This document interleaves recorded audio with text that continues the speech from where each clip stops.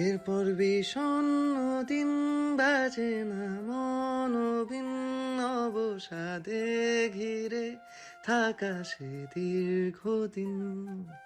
হাজার কবিতা বেকার সবিতা, হাজার কবিতা বেকার সবিতা, তার কথা কেউ বলে না।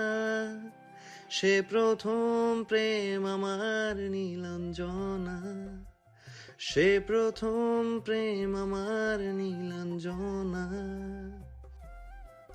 রাত পোহালেই চাচাতো ভাইয়ের সাথে বিয়ে হবে নীলা মির্জার। সে খুশিতে ঘুমোতে পারছে না। কত ঝড়ঝাপটা পার করে সে কাল সুখের মুখ দেখতে পাবে তা কেবল সেই জানে।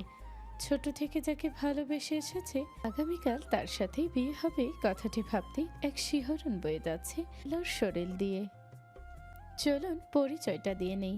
নীলা মির্জা হলো মির্জা পরিবারের একমাত্র মেয়ে, তাই সে সবার আদরের। তার বাবার নাম নিলয় মির্জা আর মায়ের নাম লাইলা ইসলাম। নিলয় মির্জারা 3 ভাই। নিলয় মির্জা হলো মেজ, আর ওনার বড় ভাইয়ের নাম ইমরান মির্জা এবং তার স্ত্রীর নাম ইরিন।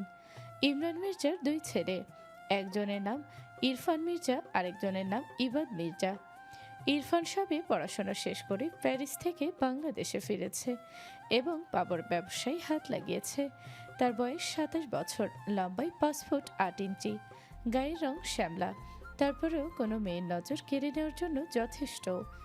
মূলত তার সাথেই নীলার বিয়ে হবে। আর ইবাদের বয়স 10 বছর।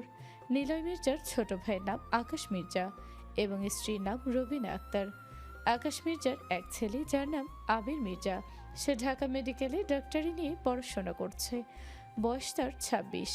3 ভাই মিলে এক কোম্পানি চালায়। আর তাছাড়াও নিজেদের ব্যক্তিগত দোকান আছে যা কর্মচারীরা দেখভাল করে। বেশ নামডাক আছে তাদের এই শহরে। পুরান ঢাকার ফরিদাবাদ এলাকায় থাকে তারা। নিজস্ব দোতলা বাড়ি যা 3 ভাই মিলে বানিয়েছে এবং এখনো যৌথভাবে বসবাস করে যাচ্ছে। না, ঘুম আর আসছে না। শুধু শুধু শুয়ে থেকে লাভ নেই। কথাটি বলে আলসেমি ছেড়ে উঠে বসল নীলা। দেওয়াল ঘড়ির দিকে তাকিয়ে দেখল ভোর 3টা বাজে। চারিদিকে অন্ধকার এবং ঘন কুয়াশায় আচ্ছন্ন। এখন তেমন শীত পড়েনি, কেবল শীতের আভাস পেতে এই অবস্থা। নীলা বিছানা ছেড়ে সুইচ বোর্ডের দিকে গেল এবং রুমের লাইট জ্বালিয়ে ফেলল। তারপর আস্তে আস্তে হেঁটে আয়নার সামনে গিয়ে দাঁড়ালো। পরনে তার লং টপ যার হাতে কবজি পর্যন্ত এবং নর্মাল পায়জামা। ওনা সোফার উপর রাখা। নীলা নিজেকে বেশ ভালোভাবে পর্যবেক্ষণ করে নিল। গোল গোল চেহারার মাঝে খাড়া নাক, গায়ের রং উজ্জ্বল শ্যামলা, কোমর পর্যন্ত লম্বা চুল। হাসলেই বাম পাশের গজ দাঁত দেখা যায় এবং তাকে যেন ভালোই মানিয়েছে এই গ্যাস দাঁতে। নীলার বয়স 21 বছর। সে ঢাকা বিশ্ববিদ্যালয়ে অনার্স 3rd ইয়ারে অর্থনীতি বিভাগে পড়াশোনা করছে। অনেক স্বপ্ন ছিল দেশের বাহিরে যাবার, কিন্তু ইরফান না করেছে বিধায় যায়নি। ভালোবাসার মানুষটির জন্য এতটুকু তো করতেই পারে। পড়াশোনার পাশাপাশি সে বাবার কোম্পানি দেখে মাঝে মধ্যে। একমাত্র মেয়ে তো তাই, কিন্তু পেশায় তার শিক্ষিকা হবার ইচ্ছা এবং চাকরির জন্য পড়াশোনা শুরু করে দিয়েছে।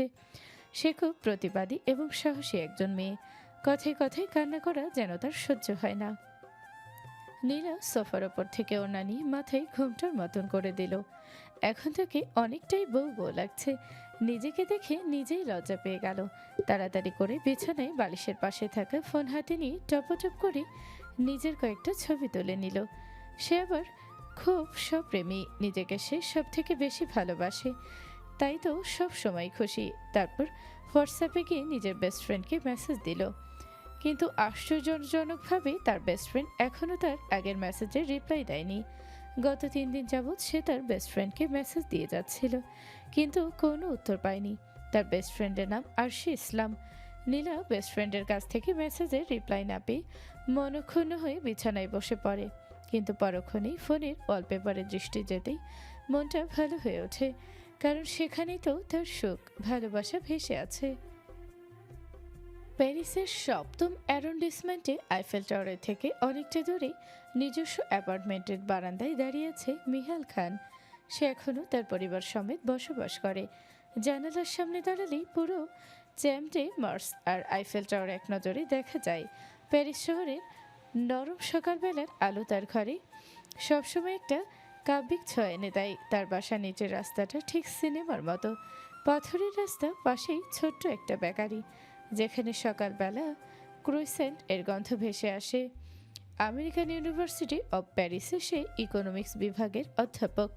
অবশ্য একসময় সে এই ইউনিভার্সিটির টিচার ছিল। তার বাড়ি থেকে এইউপি খুব কাছেই, গাড়ি দিয়ে গেলে সর্বোচ্চ 6 কি 7 মিনিট। বয়স তার 30, উচ্চতায় 6 ফুট হবে, গায়ের রং উজ্জ্বল। চোখের সামনে এত সুন্দর দৃশ্য থাকতেও তার চোখে স্পষ্ট প্রতিশোধের আগুন দাউ দাউ করে জ্বলছে, যার কারণ কেবল সে এবং আরেকজন ব্যক্তিই জানে। বাকিটা পরিচয় গল্পে পাওয়া যাবে। সম্পূর্ণ মির্জাবাড়ি ফুল এবং লাইট দিয়ে সাজানো, আর সাজানো থাকবে নাই বা কেন। বাড়ির বড় ছেলে এবং একমাত্র মেয়ের বিয়ে হচ্ছে বলে কথা। অবশ্য বিয়েটা এখন খুবই সাধারণভাবে হবে। কাল বিকেলে গায়ে হলুদ হয়ে গেছে ঘরোয়াভাবে, আজ দুপুরে আকত করা হবে। 1.5 মাস দেড়েক পর ঘটা করে অনুষ্ঠান হবে। সকাল থেকেই সবাই কাজে ব্যস্ত, বাড়ি ভর্তি আত্মীয় স্বজন। ঘটা করে অনুষ্ঠান না হলেও বাড়ি আত্মীয় দিয়ে ভরে গেছে। আত্মীয় স্বজন, বন্ধুবান্ধব, পাড়া প্রতিবেশী, যাদের না বললেই নয়, সবাই উপস্থিত আছেন। বাবুর্চিরা বাগান ঘরে রান্না করছে। মানুষদেরকে বাগানে এবং ছাদে খাওয়ানোর ব্যবস্থা করা হয়েছে। নীলা নিজ ঘরে বসে আছে। তার ঘরে তার সকল বান্ধবী এবং কাজিনরা মিলে আড্ডা দিচ্ছে। পার্লারের মহিলারাও তাকে সাজিয়ে দিচ্ছে। ইরফান বেশি সাজ পছন্দ করে না বলে নীলা তেমন একটা সাজলো না। তার আবার সাজগোজ খুব পছন্দ, কিন্তু নিজের পছন্দের মানুষের জন্য নিজ পছন্দকে প্রায়শই নীলা বিসর্জন দিতে দ্বিধাবোধ করে না। তার নামে যেমন নীল আছে, তেমনি তার মনেও আছে। অর্থাৎ তার নীল রং ভীষণ প্রিয়। ছোটবেলা থেকেই শখ ছিল নিজের বিয়েতে সে নীল রঙের শাড়ি পরবে। অন্য মেয়েদের ছোটবেলায় স্বপ্ন থাকে বিয়ের সময় লাল টুকটুকের শাড়ি পরবে, কিন্তু সে আবার একটু ভিন্ন ছিল। কিন্তু ইরফানের নীল রং একদম পছন্দ না। তার পছন্দের জন্য আজ সে খয়েরি রঙের শাড়ি পরল। নিজের পছন্দের মানুষের সাথে বিয়ে হচ্ছে, এর থেকে বেশি আর কি লাগে। টুংটাং করে মেসেজের নোটিফিকেশন এলো নীলার ফোনে। তার ফোন ড্রেসিং টেবিলের উপরই রাখা ছিল।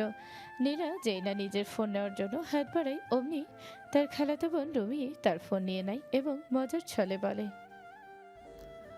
না না না নীলু, আজ আর তোকে ফোন দিচ্ছি না। বিয়ের পর নিজের প্রাণপ্রিয় বরের সাথে অনেক কথা বলতে পারবি। এখন শুধু অপেক্ষা কর। এত উতলা হলে চলবে?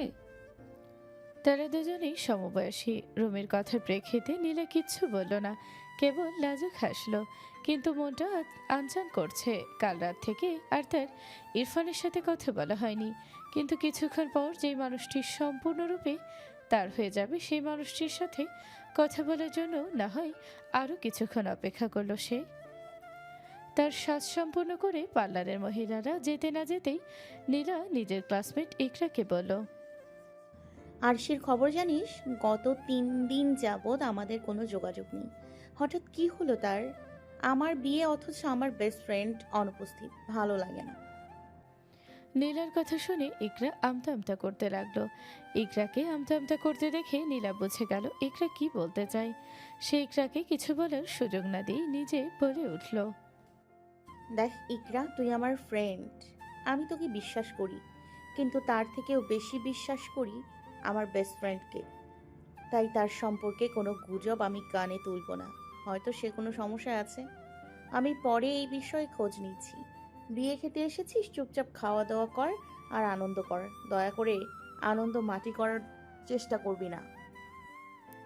নীলার রূঢ় কথা শুনে ইকরার মুখ চুপসে যায়। কিন্তু সে তো নীলার ভালো চায় বলেই নীলাকে বারবার একটি বিষয় সম্পর্কে অবগত করতে আসছে, অথচ নীলা অন্ধবিশ্বাস করে নিজের ক্ষতি নিজেই করছে। ইকরা দীর্ঘশ্বাস ফেলে রুম ত্যাগ করলো। হুড়মুড় করে নীলা রুমে তার মা এবং বাবা প্রবেশ করলো। মেয়েকে বউ সাজে দেখে চোখটা ভরে উঠল তাদের। লায়রা ইসলাম কাছে এসে মেয়েকে বুকে জড়িয়ে নিলেন। কত দোয়া, কত মানত করে তারা এই কন্যা সন্তান পেয়েছেন কেবল তারাই জানেন। ভেবেছিল হয়তো নিঃসন্তান থাকতে হবে, কিন্তু নীলা জন্মগ্রহণ করে তাদের প্রমাণিত করে। নীলাই খান মেয়েকে নিজের স্ত্রীর কাছ থেকে নিয়ে নিজের বুকে আগলে ধরেন। মেয়ের মাথায় পরপর চুমু খান, তারপর বলেন, একদম মিনুর মতো লাগছে আজ তোকে। তিনি কি বলেছেন তা উপলব্ধি করতে পেরে সঙ্গে সঙ্গে জিভে কামড় বসান। লায়লা খান আতঙ্কিতজনক দৃষ্টিতে একবার স্বামীর পানে চান তো আরেকবার নিজের মেয়ের পানে চান।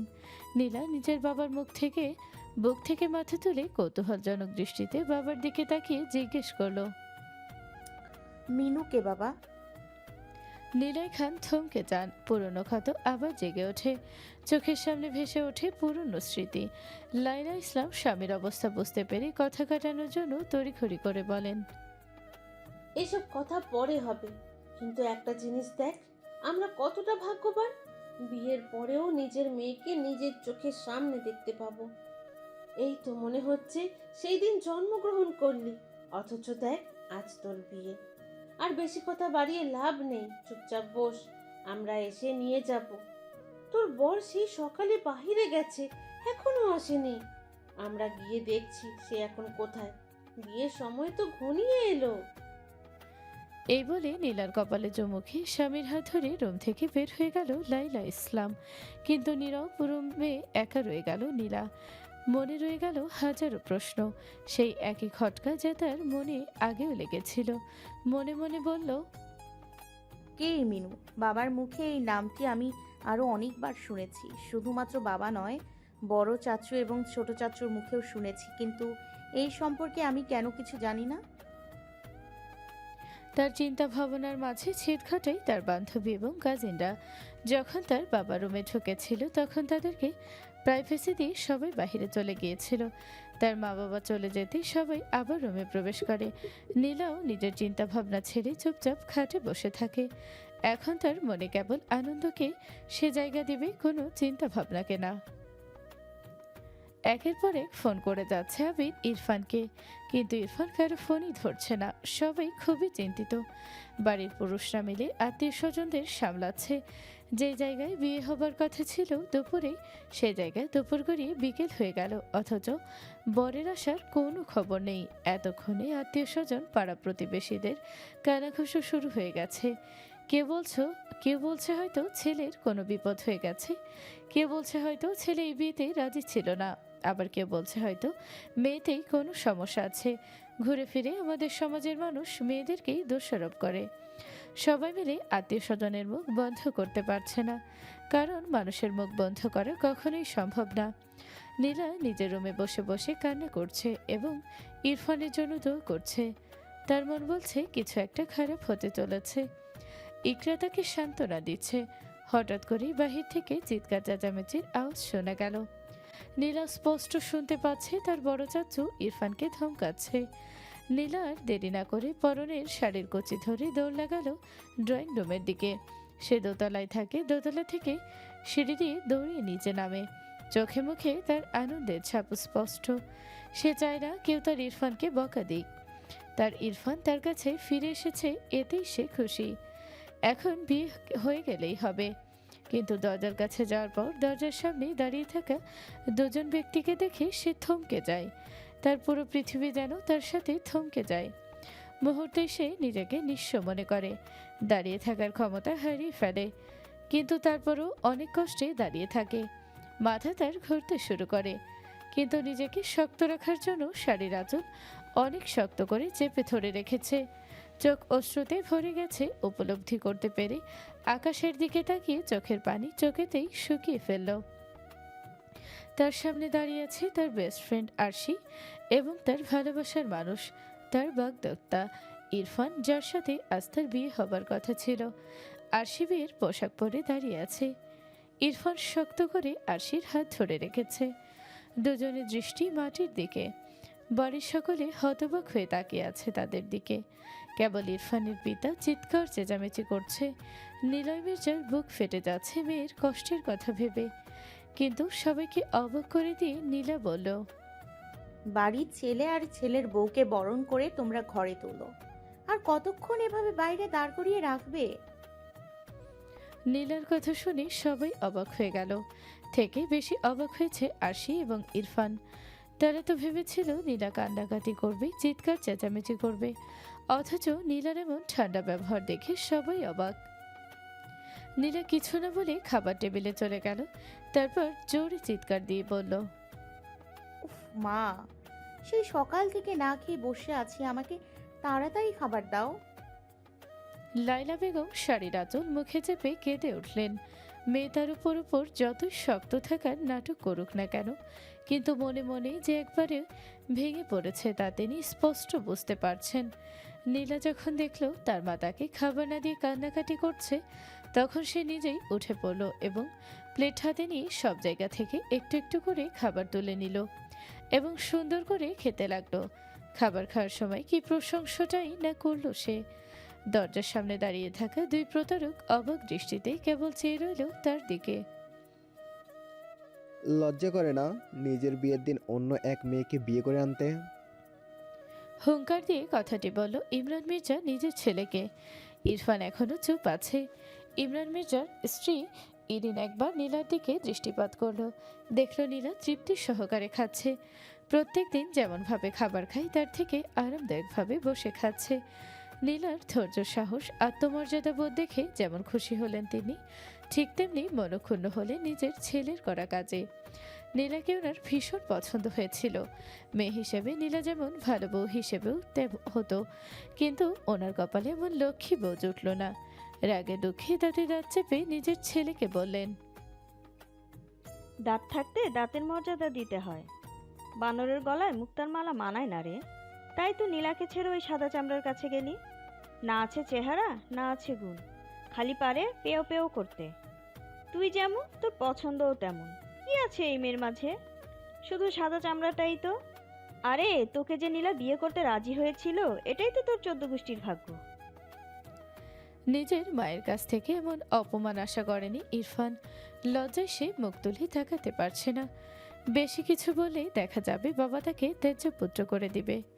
সকল আত্মীয় স্বজন, বন্ধু বান্ধব, পাড়া প্রতিবেশী সবাই মিটমিট করে হাসছে ইরফান আর তার স্ত্রীর ওপর। নীলা মুখে থাকা খাবার খেয়ে পানি গিলে তারপর বাম হাত দিয়ে টেবিলের সাহায্যে তালি দিতে দিতে বলল, वाह बड़ो अम्मू, जीजू, तुसी ग्रेट हो। নীলা তার বাবার বড় ভাই এবং তার স্ত্রীকে বড় আব্বু ও বড় আম্মু বলে ডাকে এবং ছোট ভাই ও তার স্ত্রীকে ছোট আম্মু ও ছোট আব্বু বলে ডাকে।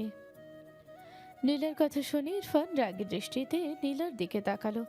সেটা ইমরান মির্জা লক্ষ্য করতেই ইরফানকে ধমক দিয়ে বলল, লজ্জা করছে না নীলার দিকে এইভাবে তাকাতে? তোকে তো আমার নিজের ছেলে বলতে লজ্জা করছে। নীলা এসব দেখে মিটি মিটি হাসছে আর খাবার খাচ্ছে। মেয়ের এমন সাহসিকতা দেখে নীলয় মির্জা নিজের ছোট ভাইকে বলেন, আকাশ রে, আমার মেয়েটা একদম মিনুর মতো হয়েছে। মিনু আমাদের মাঝে না থাকলেও তার এক ফিমেল ভার্সন রেখে গেছে। আমার মেয়েটিকে যখন মিনু হসপিটালে কোলে নিয়েছিল, তখন হয়তো নিজের গুণগুলি মেয়েটির মাঝে রেখে চলে গিয়েছিল। কথাগুলো বলতেই দুই ভাইয়ের চোখ ভরে উঠল। আবির আর ইবাদ হেঁটে হেঁটে নীলার কাছে গেল। আবির বোনের মাথায় হাত দিয়ে নরম সুরে জিজ্ঞেস করলো, বনু, ঠিক আছিস তুই? আবির নীলাকে একদম নিজের বোনের মতো দেখে। নীলা খাবার খেতে খেতে বলল, আমার একটা কাজ করে দিলে হয়তো ঠিক থাকবো। আবির কি কাজ করতে হবে তা জিজ্ঞেস না করেই রাজি হয়ে গেল। তৎক্ষণাৎ বলে উঠল, আমি আমার বোনের জন্য সব কিছু করতে পারি। নীলা আবিরের কথা শুনে দাঁত বের করে হাসি দিল। তারপর আবিরকে কানাকানি কিছু একটা বলল। আবিরের চক্ষু চড়ক গাছ হলো নীলার কথা শুনে। এমন পরিস্থিতিতেও যে এই মেয়ের মাথায় এমন বুদ্ধি আসতে পারে তা কারোর কল্পনার বাইরে। ইবাদ নীলার কথা শুনে মিটি মিটি হাসছে। সে নীলাকে খুব পছন্দ করে। বাড়ির কারো কথা না শুনলেও নীলার কথা শোনে কেবল। আর আরশি অনেকবার এই বাড়িতে এসেছিল। ইবাদ আরশিকে সে প্রথম থেকে অপছন্দ করে এসেছে। আবিদ আর ইবাদ বাড়ির পেছনে দরজা দিয়ে বের হয়ে গেল নীলার বলা মতো কাজ করতে। নীলার খাবার খাওয়া শেষ হতেই গলা ফাটিয়ে চিৎকার করে বলল, ছোট আম্মু চা দাও তো। রুবিন আক্তার দেরি না করে চলে গেলেন রান্নাঘরে। বাড়ির সকল আত্মীয় স্বজনরা এখন ইরফান আর আরশিকে ছিছি করছে। লাইলা ইসলাম স্বামীর কাছে গিয়ে ফিসফিস করে বললেন, এখন যদি আমাদের মেয়ে কান্নাকাটি করতো, ভেঙে পড়তো, তাহলে সবাই তাকে দোষারোপ করত। অথচ দেখো, মেয়ের এমন কঠিন রূপ দেখে কেউই মেয়েকে দোষারোপ করার সাহস করছে না। মেয়েদেরকে সমাজে টিকতে হলে শক্ত থাকতে হবে, ভেঙে পড়লে সবাই তাদের মাটির সাথে পিষে ফেলবে। নিলয় মির্জা স্ত্রীর কথাই সায় দিলেন। মেয়ের দিকে একবার দৃষ্টিপাত করে গর্ববোধ করলেন। এখন আর কোনো আক্ষেপ নেই তার। তার মেয়ে যে জায়গায় ঠিক আছে সেই জায়গায় সে ভেঙে পড়া মানে মেয়েকে ছোট করা। তাই নিলয় মির্জা নিজেকে স্বাভাবিক করে স্ত্রীকে বললেন শক্ত থাকতে। মম, খাবার দাও তো। শার্টের হাতে ফোল্ড করতে করতে সিঁড়ি দিয়ে নামতে নামতে নিজের মাকে বলল মিহাল। বাবা মায়ের একমাত্র সন্তান সে। মিহালের মা ছেলেরাও শুনে রান্নাঘর থেকে খাবারের ট্রে ড্রয়িং রুমে আনতে আনতে রাগান্বিত কণ্ঠে ছেলেকে বললেন,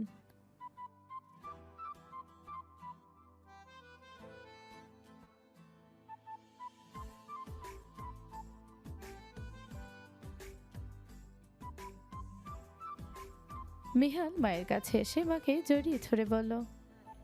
সব একই মম। ইসরাতুল ছেলের মাথায় হাত বুলিয়ে দিয়ে বললেন,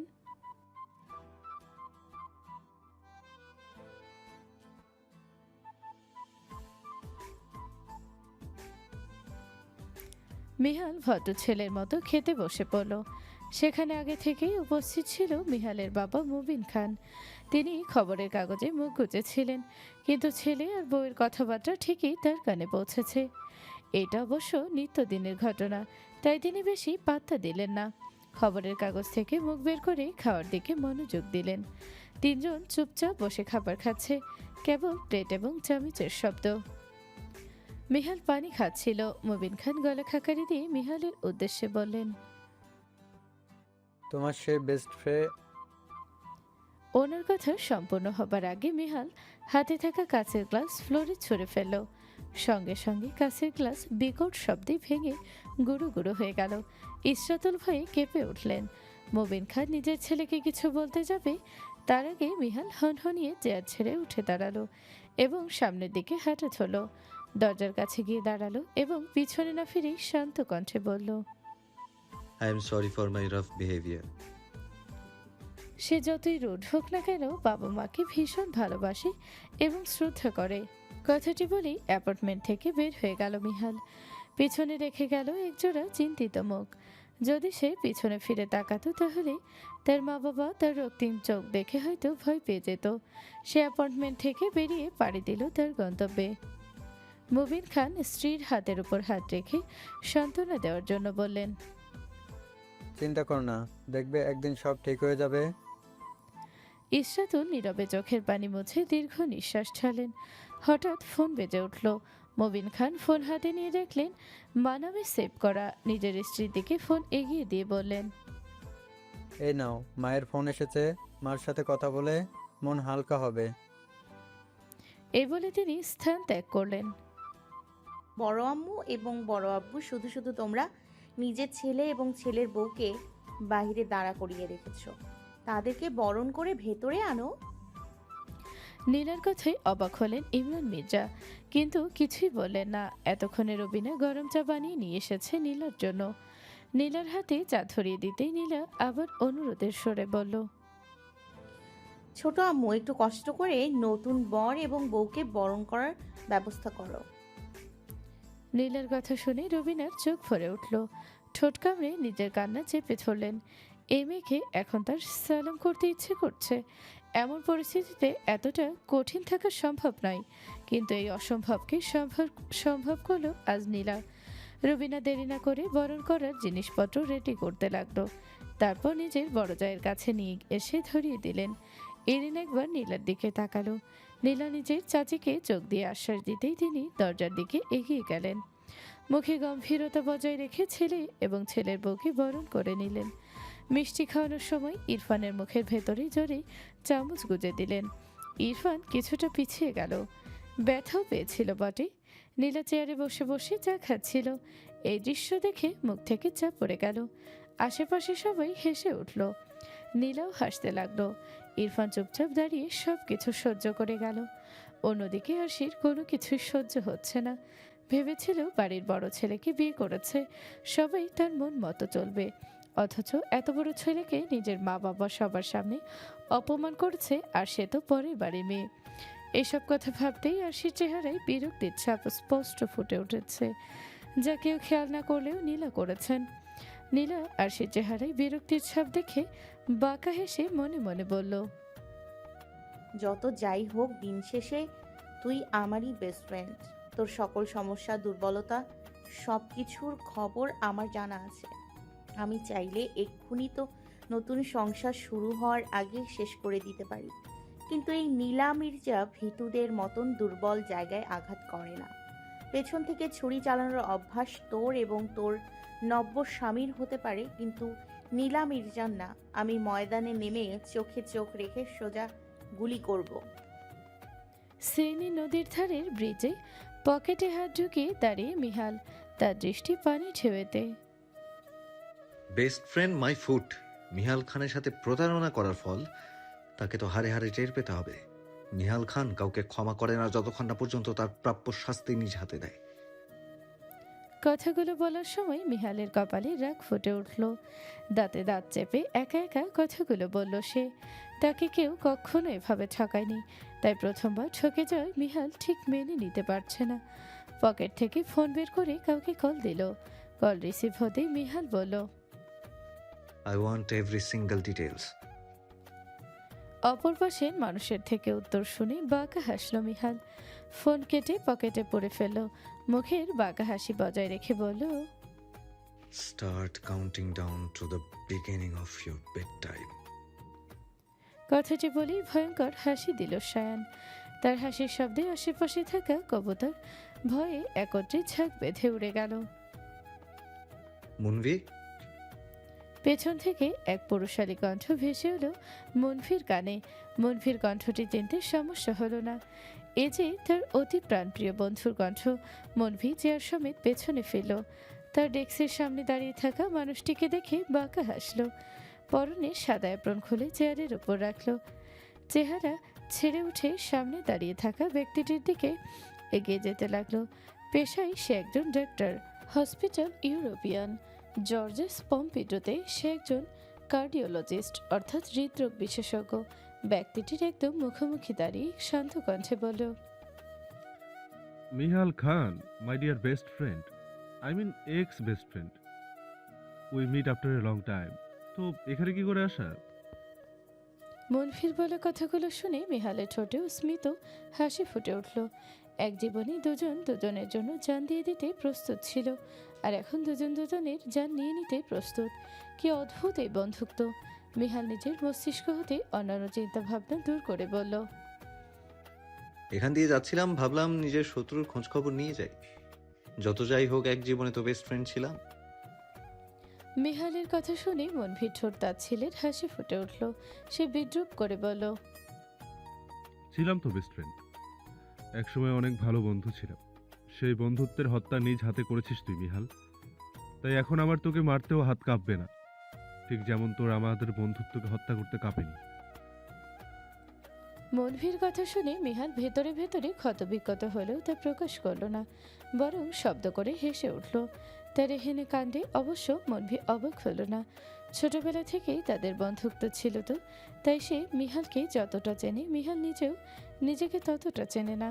মিহাল নিজের হাসি আয়ত্তে এনে বলল, যখন বন্ধুত্ব ছিল তখন যদি সেই বন্ধুর জন্য মরতে পারি, তাহলে এখন না হয় বন্ধুত্ব শেষ হয়ে জন্মে ওঠা শত্রুতা মিতে শত্রুর হাতে মরব। তফাৎ নেই তো কোনো। মিহালের কথাই বড় ক্ষুণ্ণ হলো মনভি। এত সহজে কি বন্ধুত্ব শেষ করা যায়? যত সহজে মিহাল বলল কথাটি, কিন্তু সে মুখ ফুটে কিচ্ছু বলল না। মনভিকে চুপ থাকতে দেখে মিহাল শান্ত কণ্ঠে জিজ্ঞেস করল, মিনু আন্টি কেমন আছেন? মিহালের কথা শুনে মনভি কিছুটা স্বাভাবিক হলো। তারপর সেও শান্ত কণ্ঠে উত্তর দিল, আলহামদুলিল্লাহ ভালো। আমার সাথে যাই হোক না কেন, মা তোকে খুব ভালোবাসে। সময় করে বাড়ি আসিস। মিহাল যেন এই কথাটি শোনার অপেক্ষায় ছিল। কেবল মাথা নাড়িয়ে মনভির কেবিন থেকে বের হয়ে এলো। বের হয়ে বাহিরে থেকে দরজা মিশিয়ে দিল এবং নিজে দরজার সাথে পিঠ ঠেকিয়ে দাঁড়িয়ে রইল। চোখ বন্ধ করে ঘন ঘন নিঃশ্বাস নিতে লাগলো এবং যথাসম্ভব নিজের আবেগকে নিজের আয়ত্তে আনার চেষ্টা চালালো। যখন বুঝতে পারলো সে স্বাভাবিক হয়ে গেছে, তখন স্বস্তির নিঃশ্বাস ছেড়ে বের করতে লাগলো। নিহাল খান নিজের আয়ত্তে সবকিছু রাখতে পারে, এমনকি নিজের আবেগকেও। কিন্তু পরক্ষণেই আহত কণ্ঠে বলল, আমি না হয় সত্য জানি না, আমি না হয় সবকিছু শেষ করেছি, কিন্তু চাইলেই তো একবার আমাকে জড়িয়ে ধরে বলতে পারতি, নিহাল আমি কিছুই করিনি, তুই যা জানিস সব মিথ্যে। ট্রাস্ট মি মুনভি, সকল প্রমাণকে প্রত্যাখ্যান করে কেবল তোর কথা বিশ্বাস করতাম। কিন্তু তুই কি করলি? আমাদের বন্ধুত্বের ওপরে নিজের ইগোকে বেছে নিলি, এক্সপ্লেইন পর্যন্ত করলি না। কথাগুলো বলে মিহাল দীর্ঘ নিঃশ্বাস ছাড়লো, তারপর গলাটাই ঢিলা করতে করতে বলল, সত্য কখনো লুকোনো যায় না, খুব শীঘ্রই আমি সত্যি জেনে ছাড়বো, কিন্তু এই সবের মাঝে যে আমাদের বন্ধুত্ব নষ্ট হয়েছে তা কখনোই ঠিক হবে না। কথাগুলো বলে মিহাল হসপিটাল থেকে হনহনিয়ে বের হয়ে গেল। অন্যদিকে কেবিনের ভেতর বসে থাকা মুনভি আহত দৃষ্টিতে তাকিয়ে আছে দরজার দিকে। তারপর তার ছেলের স্বরে বলল, ঠিকই তো আগের মতন অধিকার দেখিয়ে পারমিশন না নিয়ে আমার কেবিনে ঢুকে পড়লি, অথচ যাওয়ার আগে একবারও পিছনে ফিরে প্রয়োজন বোধ করলি না। এই ছিল তোর বন্ধুত্ব? সত্য সত্য একদিন ঠিকই প্রকাশ পাবে, কিন্তু তখন অনেক দেরি হয়ে যাবে বিহাল। নীলা, আবির এবং ইবাদ মিলে ইরফান আর আশির বাসর ঘর সাজাচ্ছে। বাড়ির সবাই অবাক না হয়ে পারছে না নীলাকে দেখে। নীলয় মির্জা দরজার ফাঁক দিয়ে দাঁড়িয়ে দাঁড়িয়ে মেয়েকে দেখছেন। জগনার অশ্রুসিক্ত, হারিয়ে গেলেন পুরনো স্মৃতির মাঝে। অতীত। বড় আব্বু দেখো না, ইরফান ভাইয়া তার এক বান্ধবীর সাথে কথা বলতে বলতে বাড়ি আসছে। 7 বছরের নীলা নিজের বড় চাচার কাছে এসে ওনার ছেলের নামে বিচার দিল। নীলার কথা শুনে উপস্থিত সকলে নীলার দিকে দৃষ্টিপাত করলো। সেখানে নিলয় মির্জা, ইমরান মির্জা, আকাশ মির্জা সকলের উপস্থিত ছিল। ইমরান মির্জা নিজের ভাইজিকে কাছে টেনে নিজের পাশে বসিয়ে আদরের স্বরে বললেন, কেন আমার নীলামা বুঝি কষ্ট হচ্ছে? নীলা মাথা নাড়িয়ে বলল, তুমিই তো বলেছিলে ইরফান ভাইয়ার সাথে আমার বিয়ে দেবে, তাই যাতে বড় হয়ে কখনো অন্য কোনো ছেলের সাথে কথা না বলি। তাহলে ইরফান ভাইয়া কেন অন্য মেয়ের সাথে কথা বলবে? কই, আমি তো কোনো ছেলের সাথে কথা বলি না। আমি আমার জিনিস অন্য কারোর সাথে ভাগ করতে পারবো না। আমার মানে সেইটা সম্পূর্ণ আমার। নীলার এমন অধিকারী কথা শুনে সবাই অবাক হয়ে গিয়েছিল। পুরনো কথা মনে পড়তেই নীলা মির্জার চোখ দিয়ে পানি গড়িয়ে পড়ল। 7 বছরের নীলা তার ইরফান ভাইয়ের সাথে অন্য কোনো মেয়েকে দেখতে পারত না, অথচ আজ 21 বছরের নীলা নিজের হাতে তার ইরফান ভাইয়ের বাসর ঘর সাজাতে ব্যস্ত। এই দৃশ্য নীলয় মির্জা আর বেশিক্ষণ দেখতে পারলেন না। তার মেয়ে যতই শক্ত দেখাক না কেন, নিজেকে কিন্তু ভেতরে ভেতরে যে শেষ হয়ে গেছে তা তিনি বাবা হয়ে বেশ ভালোভাবে বুঝতে পারছেন। চোখের পানি মুছে নিজের ঘরের দিকে পা বাড়ালেন। বরণ হবার পর যে তিনি সে নিজের রুমে ঢুকেছিলেন, এরপর মাত্র বের হলেন মেয়ের খোঁজে। এখন মেয়েকে শক্ত হয়ে থাকতে দেখে তিনি আরও বেশি ভেঙে পড়লেন, আর মেয়ের সামনে নিজের ভেঙে যাওয়ার রূপ প্রকাশ করতে চান না বলে আপনার নিজের রুমে চলে গেলেন। পুরো রুম জবা ফুল দিয়ে সাজালো নীলা। টুকটুকে লাল রঙের জবা ফুল নীলার খুব পছন্দ, কিন্তু ইরফান জবা ফুল পছন্দ করতো না বলেই সে নিজের পছন্দকে বিসর্জন দিয়েছিল কোনো এক কালে।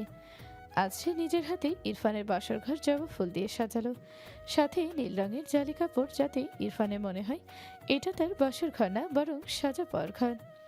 আবির আর ইবাদ নীলার সাথে দাঁড়িয়ে পুরো রুম ভালো করে চোখ বোলায়। আবিরের বুকে মোচড় দিয়ে উঠল। আজ এখানে তার বোনের থাকার কথা ছিল, অথচ নিয়তির পরিহাসের ফলে তার বোন এই রূপ সাজালো। মুখ দিয়ে দীর্ঘ নিঃশ্বাস ছেড়ে তারপর নীলার উদ্দেশ্যে বলল, সাব্বাস নীলু, সাব্বাস, এই না হলে আমার বোন। ইবাদ বলে উঠল, আয়নাঘরের দিন শেষ, বাসরঘরকে সাজা করে পরিণত করে হলো বাংলাদেশ। আবির শব্দ করে হেসে উঠল। ইবাদের কথা শুনে নীলা বাঁকা হাসলো, তারপর বলল, এখন সবাই যার যার রুমে গিয়ে তৈরি হয়ে আসো। বাসর ঘরে ঢুকতে দেওয়ার আগে বরের কাছ থেকে টাকা নিতে হবে তো। আবির আরেক দফা অবাক হলো নীলার কথা শুনে।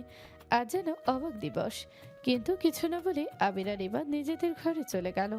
নীলা একবার চোখ বুলিয়ে নিল ঘরটাতে। চোখের কোণে তার জল জমেছে খানিকটা।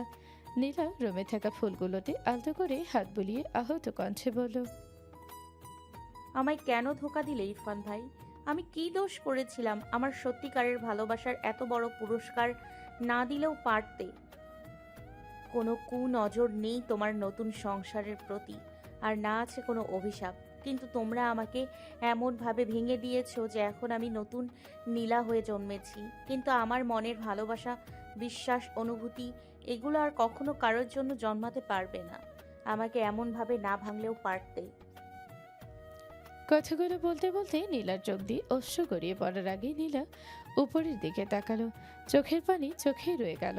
তারপর নিজেকে স্বাভাবিক করে বলল, তোমরা যদি ভেবে থাকো আমি ৫-১০টা ন্যাকা মানুষের মতো বলবো, অথচ আজও লাশ তার খুনিকে ভালোবেসে, তাহলে তোমরা ভুল ভাবছো।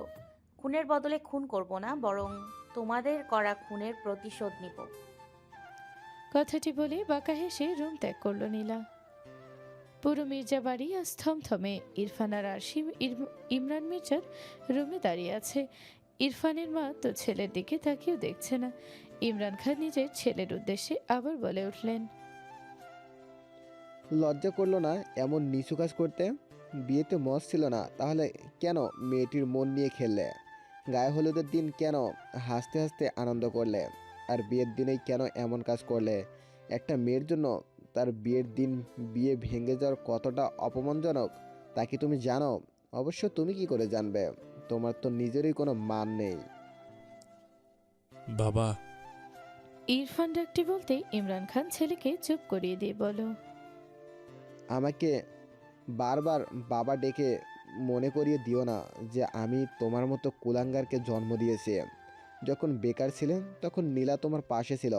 আজ তুমি যতটুকু তার পেছনে কেবল রয়েছো, নীলা আর তুমি সেই নীলা কেই এখন প্রত্যাখ্যান করলো। নীলাকে প্রত্যাখ্যান করার যোগ্যতা কি আদৌ আছে তোমার মাঝে? ইরফান প্রত্যুত্তরে বলার মতো কিছু খুঁজে পেল না। ইমরান মির্জার এবার নিজের পুত্রবধূর দিকে তাকিয়ে শান্ত কণ্ঠে বললেন, যেখানে নিজের ছেলে দোষী সেখানে তুমি পরের মেয়ে। তোমাকে আমি দোষারোপ করব না, কিন্তু একটা কথা মাথায় রাখবে, যেই জায়গায় নীলা আমার ছেলেকে সাফল্যতা পেতে সাহায্য করেছে সেই জায়গায় আমার ছেলে নীলাকে ছেড়ে দিয়েছে। তুমি তো তুচ্ছ নীলার সামনে। ইমরান মির্জার কথা বেশ বিঁধল আরশির গায়ে। সে যেই না মুখ খুলে কিছু বলতে নেবে তার আগে ইরফান তার হাতে চেপে ধরল। ইমরান মির্জা তাদের উভয়ের উদ্দেশ্যে বলল, যাও এখন নিজেদের ঘরে যাও। ইরফান আর আরশি নির্লজ্জদের মতো ইমরান মির্জার রুম থেকে বের হয়ে গেল। আস্তে আস্তে এগিয়ে যেতে লাগলো ইরফানের ঘরের দিকে। ইরফান নিজের ঘরের সামনে যেতেই গান শুনতে পেল কোনো এক মেয়েলি কণ্ঠের। নীলা ইরফানের ঘরের সামনে দাঁড়িয়ে আছে। তার এক পাশে আবির এবং অন্য পাশে ইবাদ দাঁড়িয়ে আছে। নীলার পরনে তার নীল শাড়ি এবং সাথে ম্যাচিং করা চুড়ি এবং জুয়েলারি। নীলার হাতে রক্তজবা ফুল। সে রক্তজবা ফুলে হাত বোলাতে বোলাতে গান গাইল, হাতে চুড়ি চমচম বাজে, বসে না মন কোনো কাজে, প্রেম আসে যায় বনে, তোকে না পাওয়ার কারণে। দরজার সামনে থেকে সর তোরা। ইরফান কড়া কণ্ঠে বলল। নীলা ইরফানের চোখে চোখ রেখে বলল, কেন ভাইয়া, আমাদের পরিবারের নিয়ম ভুলে গেছো নাকি? কারোর বিয়ে হলে ছোটরাই তো বাসর ঘরের সামনে দাঁড়িয়ে থাকে টাকা নেয়ার জন্য। কত কষ্ট করে আমরা তোমাদের বাসর ঘর সাজালাম, এইটা তো আমাদের প্রাপ্তি। নীলার কথা শুনে ইরফান এবং আরশি একসাথে অবাক হয়। তাদের বাসরঘর নীলা সাজিয়েছে। আরশিয়া নিজেকে দমিয়ে না রেখে বলে ওঠে, তুই নিজ হাতে আমাদের বাসর ঘর সাজিয়েছিস? নীলা স্মিত হেসে জবাব দিল, কেন নয় ভাবি, এতটুকু তো করাই যায়। নীলার এমন সম্পর্ক রক্ষাজনক ডাক শুনে আরশি অবাক হয়। যেমন ঠিক তেমনি নীলাকে কষ্ট পেতে না দেখে ভেতরে ভেতরে রাগে জ্বলে উঠল। ইরফান এক দৃষ্টিতে তাকিয়ে আছে নীলার দিকে। পরনে তার নীল রঙের শাড়ি।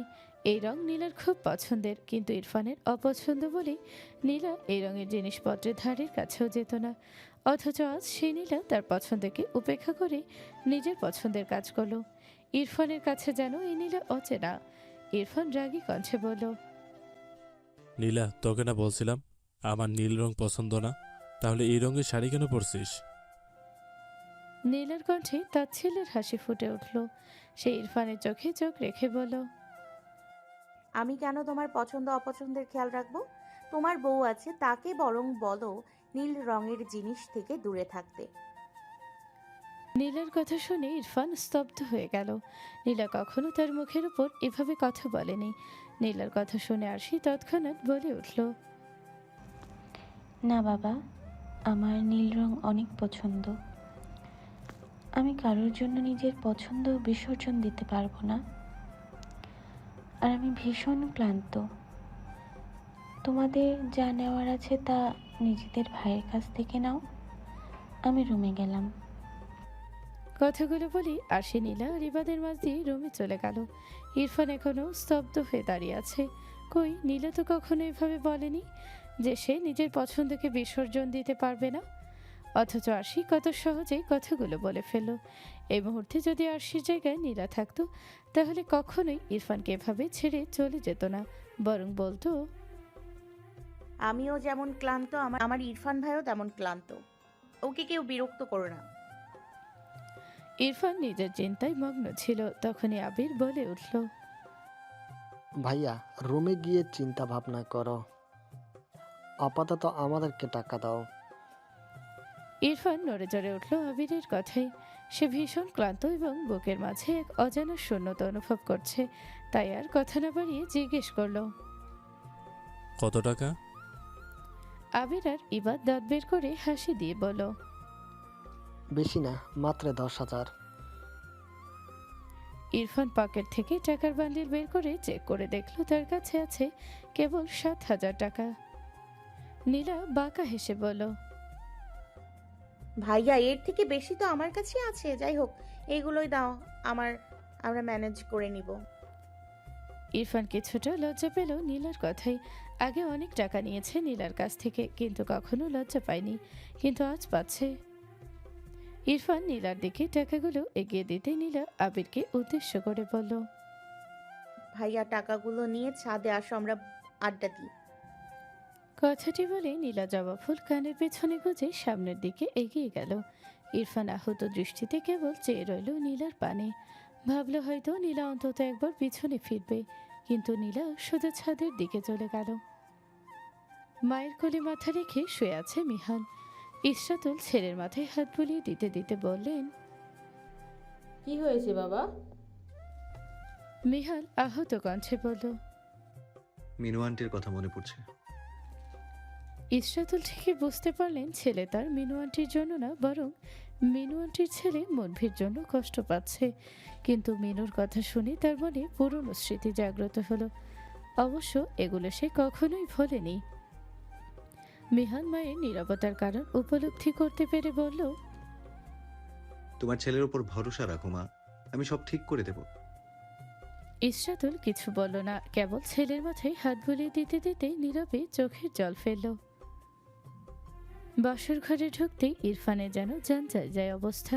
পুরো রুম জবা ফুল দিয়ে সাজানো, সাথে নীল রঙের জালি কাপড়। আর সে এতক্ষণে পরনের লাল রঙের শাড়ি খুলে ইরফানের শার্ট এবং ট্রাউজার পরে বসে আছে। তার খেয়ালই নেই যে এই রুমে তার স্বামী ঠিকমতো দম নিতে পারবে না।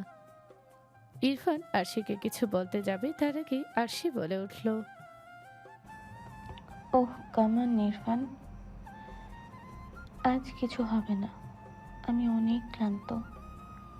আর এমনিতেও তোমাদের বাড়ি আসার পর থেকে আমার পরিবার কম কথা শোনায়নি আমাকে। আজকে রাতে কিছু হবার আশা করো না। আর এমন তো নয় যে আমাদের মাঝে কখনো কিছু হয়নি। এসব তো অনেক আগেও অনেকবার হয়েছে। তাই আমাকে এখন ঘুমাতে দাও। কথাগুলো বলে আরশি বিছানায় শুয়ে পড়ল গায়ে কমফোর্টার জড়িয়ে। ইরফান রাগে দুঃখে গজগজ করতে করতে রুম থেকে বেরিয়ে ছাদের উদ্দেশ্যে চলে গেল। তার রাগ মূলত আরশির উপর, কিন্তু নীলার উপর আসছেই তার সকল রাগ ছাড়বে। নীলা, আবির আর ইবাদ মিলে ছাদে চেয়ার নিয়ে বসে আড্ডা দিচ্ছিল এবং আইসক্রিম খাচ্ছিল। এমন সময় ইরফান রাগে গজগজ করতে করতে ছাদে এলো এবং নীলার হাত থেকে আইসক্রিম কেড়ে নিয়ে মেঝেতে ফেলে দিল। তারপর দাঁতে দাঁত চেপে বলল, তুই চাস না আমি বাসর করি, তাই ইচ্ছে করে এমন করছিস তাই না? ইরফানের কাজ দেখে আবির রেগে গেল। ইবাদ কেবল নীরব দর্শকের মতো সবকিছু দেখতে লাগলো। নীলা শব্দ করে হেসে উঠল। তার হাসি শুনে সবাই অবাক। নীলা হাসতে হাসতে বলল, তোমার বাসর করা নিয়ে আমার কোনো সমস্যা নেই ইরফান ভাইয়া। এখন তুমি আমার বেস্ট ফ্রেন্ডের সাথে বাসর করবে নাকি রাস্তার কুকুরের সাথে, সেটা নিতান্তই তোমার ব্যাপার। নীলার কথা শুনে ইবাদ আর আবির শব্দ করে হেসে উঠল, আর ইরফান আবারও স্তব্ধ হয়ে গেল। সে যেন এই নীলার রূপ হতে অজ্ঞাত। সূর্যের তীব্র আলো জানালার পর্দা ভেদ করে চোখে আসতেই নীলার ঘুম হালকা হয়ে যায়। রাতে ছাদ থেকে এসে কাপড় চেঞ্জ করে বিছানায় গায়ে লিয়ে দিতে ঘুম এসে তার চোখে ভর করে। আস্তে আস্তে বিছানায় উঠে বসলো নীলা। চোখ ডলে কিছুক্ষণ এভাবে ঝিম মেরে বসে রইল। ঘড়ির দিকে তাকিয়ে দেখলো কেবল 9টা বাজে। এমনিতে নীলা ভোরে উঠে নামাজ আদায় করে সবসময়, কিন্তু কাল এত ধকল গেল, তারপর দেরি করে ঘুমিয়েছে, সেই হিসেবে খুব তাড়াতাড়ি উঠে পড়েছে সে। হাই তুলতে তুলতে বিছানা ছেড়ে নেমে কাভার থেকে কাপড় নিয়ে সোজা ওয়াশরুমে চলে গেল। একদম স্বর্ণী রুম থেকে বের হবে সে। লাইলা ইসলাম রুটি বেলছেন, তার পাশে দাঁড়িয়ে তাই রুটি সেঁকছেন তার বড় যা ইরিন, এবং পাশের চুলায় সবজি রান্না করছেন তাদের ছোট যা রবিনা আক্তার। তিন যা আপন তিন বোনের মতন। তাদের মাঝে যেমন ভালোবাসা আছে তেমনি মনোমালিন্য আছে, কিন্তু নিজের সমস্যায় নিজেরাই মিটিয়ে নেন। শ্বশুরমশাই নীলার জন্মের আগে মারা যান এবং শাশুড়ি মারা যান যখন নীলার বয়স ছিল কেবল 4। শাশুড়ির ইচ্ছে ছিল নীলাকে নিজেদের মাঝেই বিয়ে দেবেন, তাই মৃত্যুশয্যায় থাকা অবস্থায় আর্জি জানিয়ে যান যে ইরফানের সাথে যেন নীলার বিয়ে দেওয়া হয়, এবং পরিবারের সবাই এতে দ্বিমত পোষণ করেন না। এরপর থেকে ইরফানকে বলে দেওয়া হয়েছিল যে নীলা বড় হলেই নীলার সাথে তার বিয়ে দেওয়া হবে। ইরফানের বয়স ছিল তখন কেবল 10। এই সম্পর্কে অনেকটা ধারণা ছিল, তাই সেও রাজি হয়ে যায়। নীলার যখন জন্ম হয় তখন সে ছিল ধবধবে সাদা, কিন্তু বেশিরভাগ সময় অসুস্থ থাকার কারণে আস্তে আস্তে গায়ের রং উজ্জ্বল শ্যামলায় আসে, এবং পরবর্তীতে এত শরীরের যত্ন নেওয়া হয়নি তার, কিন্তু মায়া তো মুখেই রয়ে যায়। ইরফান ছোটবেলা থেকে নীলাকে খুব যত্ন রাখত। ইরফান নীলাকে একবার বলেছিল যে নীলা বড় হলে নীলাকে সে বিয়ে করবে। তখন নীলার বয়স ছিল কেবল 6 বছর। বিয়ে মানে বুঝতো খাওয়া দাওয়া, নতুন কাপড়, ঠিক যেমন তার পুতুলের বিয়ে হয়। তখন সে ছোট্ট নীলা ইরফানকে বলেছিল, ইরফান ভাইয়া, আমি তোমার পুতুল বউ হব এবং তুমি হবে আমার পুতুল জামাই। নীলার এমন কথা সবাই শুনে হাসলেও ইরফান খান খুব রাগারাগি করেছিলেন নিজের ছেলের সাথে।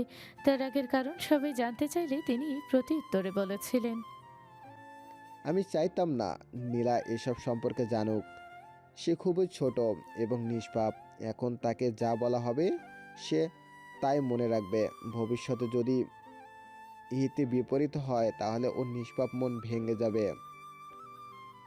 তখন অবশ্য সবাই সান্ত্বনা দিয়েছিলেন এমন কিছু হবে না। এই সকল চিন্তায় এতটাই মশগুল ছিলেন ইরিন যে তাওয়ায় থাকা রুটি পড়ে যাচ্ছিল, তাতে তার কোনো হেলদোল নেই।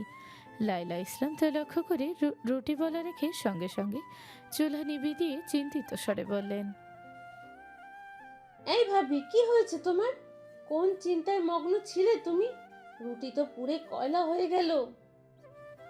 লাইলা ইসলামের কথা শুনে রুবিনা আক্তার চুলার আঁচ কমিয়ে তাদের দুজনের দিকে মুখ করলেন। ইরিন আক্তার হুঁশ ফিরতেই ডুকরে কেঁদে উঠলেন। তাকে হঠাৎ এভাবে কাঁদতে দেখে দুইজন মিলে ব্যস্ত হয়ে উঠলেন। একজন তার মাথায় হাত বুলিয়ে তাকে থামানোর চেষ্টা করছে, তো আরেকজন তার পিঠে হাত বুলিয়ে থামানোর চেষ্টা করছে। ইরিন আক্তার কাঁদতে কাঁদতে বললেন, উনি এই ভয়টাই পাচ্ছিলেন, তা এখন সত্যিতে পরিণত হলো। আমার নিষ্পাপ নীলার নিষ্পাপ মন ভেঙে গেল। কথাগুলো বলে আবার কান্নায় ভেঙে পড়লেন। তার বলা কথাগুলো শুনে লাইলা ইসলাম ও রুবিনা আক্তার দুজনের চোখে অশ্রুসিক্ত হয়ে গেল। কিন্তু পরক্ষণেই লাইলা ইসলাম নিজেকে সামলে বড়জাকে ভরসা দেওয়ার জন্য বলল, আমার মেয়ে কি এতটাই দুর্বল নাকি? তার মাঝে যে আমি মিনু আপুর ছায়া দেখতে পাই। এত সহজে ভেঙে পড়ার মতো মেয়ে আমাদের না নীলা। তার মাঝে যে মির্জা বংশের রক্ত চলাচল করছে, তাহলে আমরা কান্নাকাটি করে কেন আমাদের মেয়েকে অপমান করব? লাইলা ইসলামের কথা শুনে ইরিন আক্তার চোখের পানি মুছে ফেলল। তারপর ঠোঁটে হাসি বজায় রাখার চেষ্টা করে বললেন, ঠিকই বলেছিস তুই, আমাদের মেয়ে তো কোনো দোষ করেনি, তাহলে সে কেন কষ্ট পাবে? আমি পরের মেয়েকেও দোষারোপ করব না। সব দোষ আমার নিজের ছেলে, যে নিজের জীবন নিজে হাতে নষ্ট করেছে। তার পাপের ফল সে ঠিকই পাবে। রবিনা আক্তারও বড় দুই জায়ের কথাই সায় দিয়ে বললেন, হয়েছে, এখন তাড়াতাড়ি রান্না করো তো, এমনিতেই দেরি হয়ে গেছে, সবারই তো ক্ষুধা লেগেছে, আর তোমার ছেলে আর তার বউকেও তো দেখছি না। ইরিন আক্তার আবার চুলা ধরিয়ে রুটি সেঁকতে সেঁকতে বললেন, তাদের জীবন তারা বুঝে নিবে, তাদের নিয়ে আমার মাথা ব্যথা নেই। Come in. নিজের কেবিনে বসেছিল মেহাল। দরজায় নক শুনতেই আসার অনুমতি দিল। দরজা খুলে ভেতরে প্রবেশ করলো লিসা। পুরো নাম তার লিসা কায়নাত। সে এই ইউনিভার্সিটির একজন স্টুডেন্ট। অনার্স তৃতীয় বর্ষে অর্থনীতি নিয়ে পড়ছে। তার বাবা মিস্টার ইমন কায়নাত এই ইউনিভার্সিটির অধ্যাপক। বলতে গেলে ইউনিভার্সিটিতে তার মন মর্জিতে হয় অনেক কিছুই। সে আবার মিহালকে পছন্দ করে। মিহাল যখন প্রথমবার তাদের ক্লাস করিয়েছিল, তখনই সে মিহালকে দেখে ক্রাশ খেয়েছিল। এরপর থেকে ক্লাসেই যে মেয়ে মিহালের দিকে তাকাতো সেই তাদের হুমকি দিত। কিন্তু তার আফসোস একটাই, মিহাল তার দিকে কখনোই তাকাতো না। দেখতে সে যথেষ্ট সুন্দরী, গায়ের রং লাল সুন্দর, কোমর সমান চুল লেয়ার কাটিং করা, লালচে চুল সূর্যের আলোকে চিকচিক করে। ইউনিভার্সিটির সকল ছেলে তার পেছনে ঘোরে। মিহাল ডেস্কের উপর রাখা কম্পিউটারে কিছু করছিল, তাই তার সামনে কে এসেছে তা সে চোখ তুলে দেখার প্রয়োজন বোধ করল না। লিসার পরনে কালো শর্ট স্কার্ট এবং সাদা শার্ট। শার্টের প্রথম দুটো বোতাম খোলা। শার্টের গায়ের সাথে একদম ফিটিং হয়ে লেগে আছে। লিসা একদম মিহালের ডেস্কের সামনে এসে দাঁড়ায়। মিহাল তাকে চোখ তুলে না দেখায় সে মনে মনে রেগে যায়, কিন্তু নিজের রাগ কন্ট্রোল করে মিষ্টি সুরে বলতে শুরু করলো, স্যার, আই এম লি।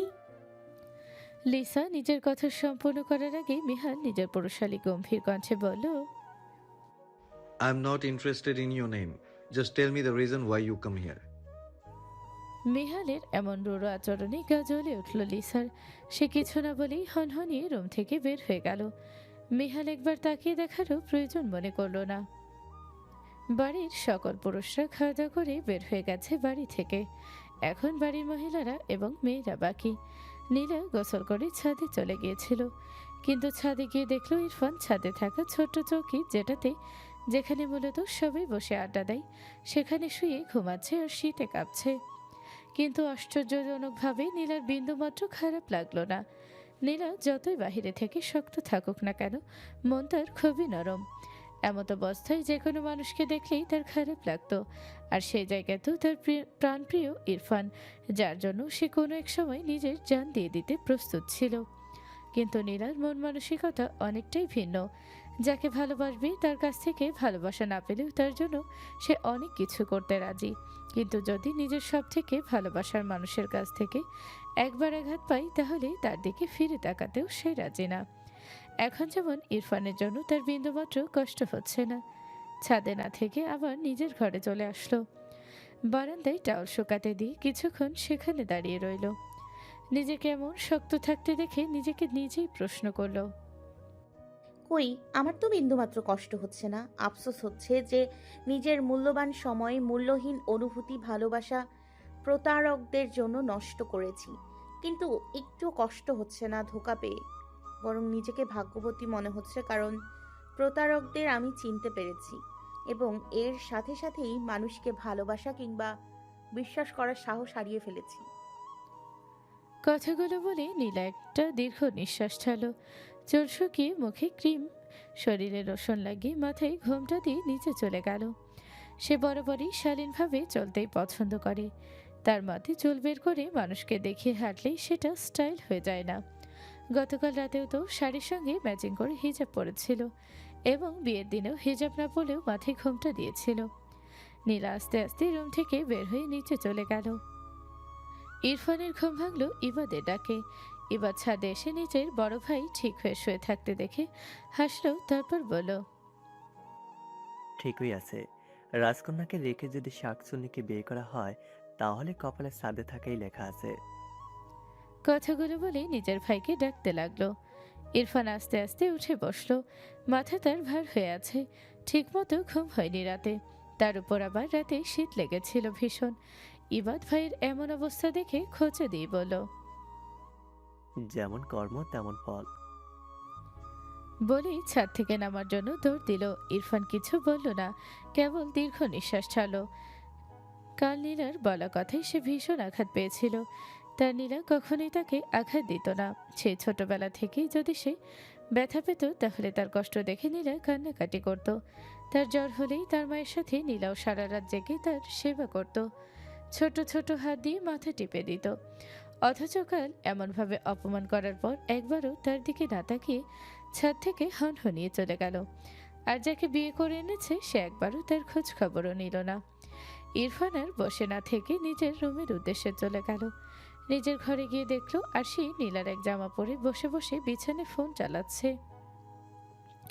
ইরফানকে একবার দেখে তারপর আবার ফোনে মনোযোগ দিল।